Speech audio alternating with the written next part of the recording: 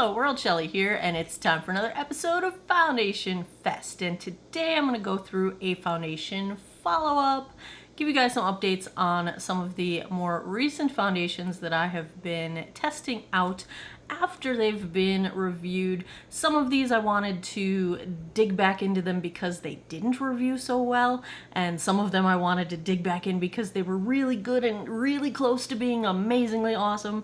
So getting to be back to work, back to school time, so I figured I would try and knock some of these out, and I've got a bunch of updates for you. I'm going to give you a little bit of updates on just random makeup that I've been trying out the last handful of days. I am wearing the Wet n Wild, I can't remember the name of the collab here, but boy, I like the evil side so much better than the nice side. I got the eyeshadow palette. I'm enjoying it. What is it about sitting in work meetings all day that makes me want to sit down and do a zombie smoky eye? I don't know. Is there something to that? Let's not deep dive into my psychological state. I'm also wearing one of the lip glosses from that line. They are glittery, but in a really nice way. Thoroughly enjoying both of them. I've tried these two. Am I gonna be able to read what the heck they are? Of course not. So I've got Little Miss Punk and Oh My, and I do thoroughly enjoy them both, and they're so cute. Like, the packaging is just, it's up my alley. This is my jam, you guys. Thoroughly enjoying that line. Also trying one of their new eyeliners, the H2O Proof. It's weird because the brush, I can't even put my finger on what shape it is. It's a weird, I don't know, but I like it. Liquid liner, interesting brush. Is that all the makeup update? Oh, I got one more makeup update. The Joa Lash Up Mascara. I think it looks beautiful. It's really hard to wash off, and I think it's supposed to be washable. Like, really hard to wash off. And you guys know I wear a ton of stuff on my lashes. Like, I am an everyday normal CoverGirl lash primer plus multiple layers of mascara. So because I really don't want to be pulling my lashes out when I'm trying to wash my face. Okay, that's enough on random makeup. Let's talk about foundation in no particular order. Well, in the order that I wrote them down on my paper. Let's talk about one of the most recent ones, the Revolution XX. This one got a D+, and I've worn it 2 more times. So my first thought was that maybe I applied too much product because it just felt heavy, it looked heavy.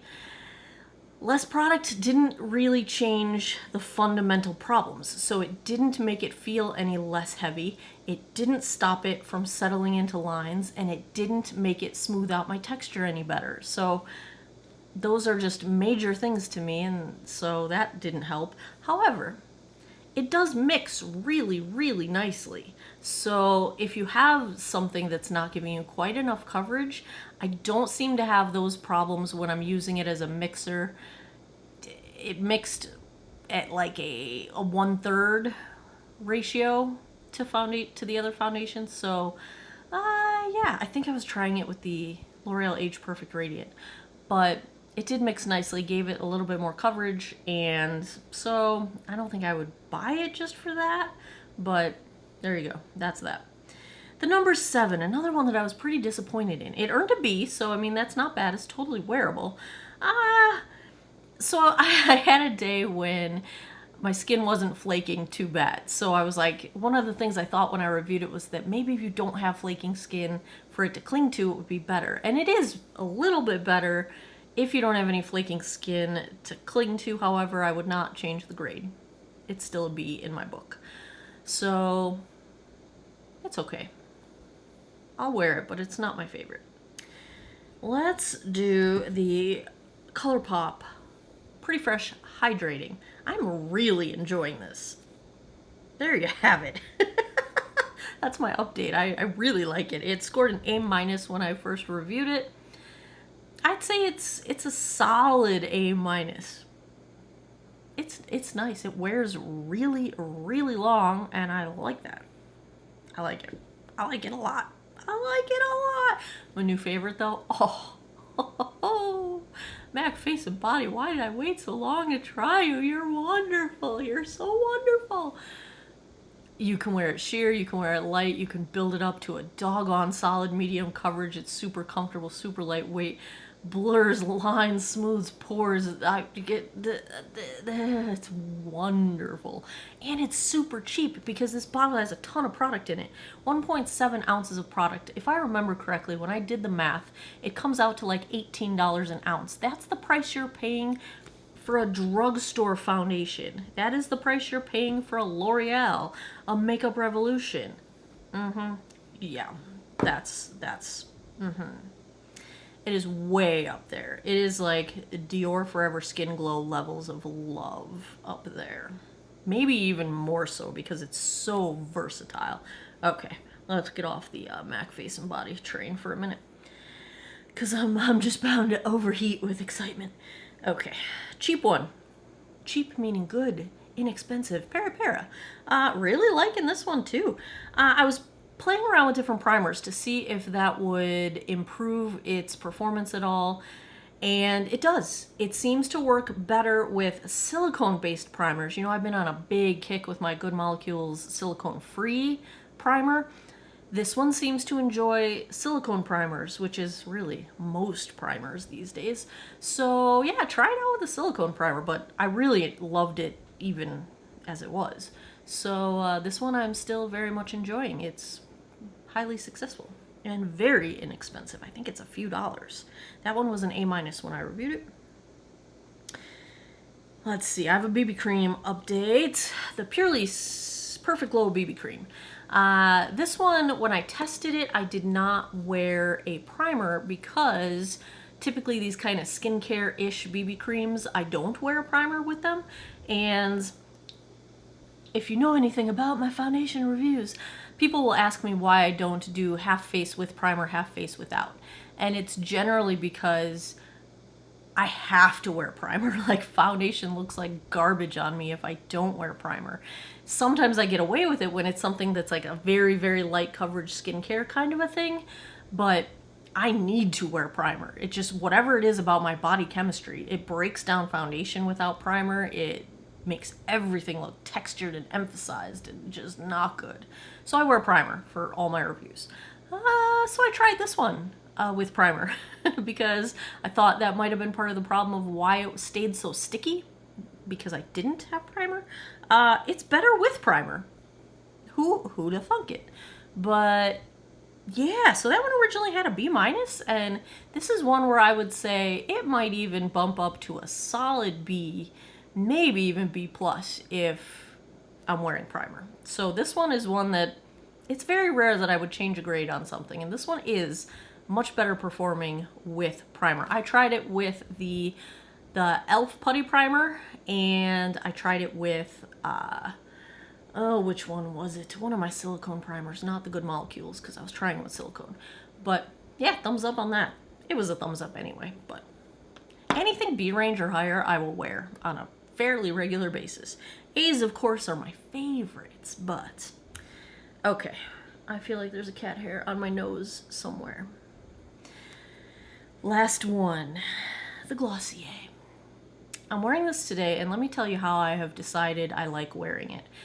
It has no coverage by itself, and I almost never wear no coverage, so that doesn't work for me. However, it does make a really nice, almost like a primer for, although I still wear primer underneath it, but for a powder foundation.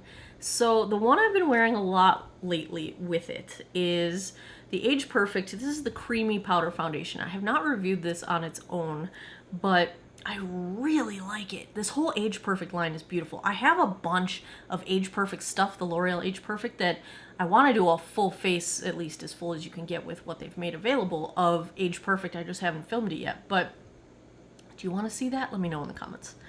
This powder, using this as a base, the Glossier Skin Tint, really nice. Like, that's what I'm wearing right now. And I really, really like it. It's a little bit faster than doing a full face of foundation, but still gives enough coverage that you can kind of do a semi-full face. that's how I'm liking this one. On its own, it's practically useless to me. It gives no coverage, and that's just not my jam. So, not to say it's a bad product, just not what I'm typically going for. I didn't do a full review of this Glossier. I did it in my full face like try-on of a bunch of Glossier stuff. So that's my final opinion on this one. I wouldn't even call it a foundation, so I'm not gonna do a full review. But I am wearing it and preferring to wear it under powder. For me, it has to be a powder that doesn't look heavy and dry and cakey. And very few powders are like that. This is one of them. The other one that I can wear pretty easily that is actually has some coverage is the Laura Geller Baked, Balance, and Brighten. And the other one is I can wear the Milani Prep Set and Glow. You also know I love my Charlotte Tilbury, but this is more like setting powder for me. It's not like foundation. So yeah, if you are looking for a powder that can give you a little bit of coverage, the only thing is, I think this is the lightest shade. Yeah, 300 Ivory. And it's not super light. You know, I can wear it in the summer, so that means I probably can't get away with it in the winter. But there you have it. There are some foundation updates for you. If you enjoy these sort of later on check-ins after I have some more experience with a product, give me a thumbs up down below. Please subscribe if you haven't already. I post new videos every Monday, Wednesday, Friday, 9 p.m. Eastern Time. I'm approaching 20,000 subs as we film this, so I am excited for that. As always, thanks a lot for taking some time out of your day to geek out over makeup with me. I appreciate your time, and I hope you guys all have an awesome day or night wherever you are in the world. Take care of each other. Bye-bye.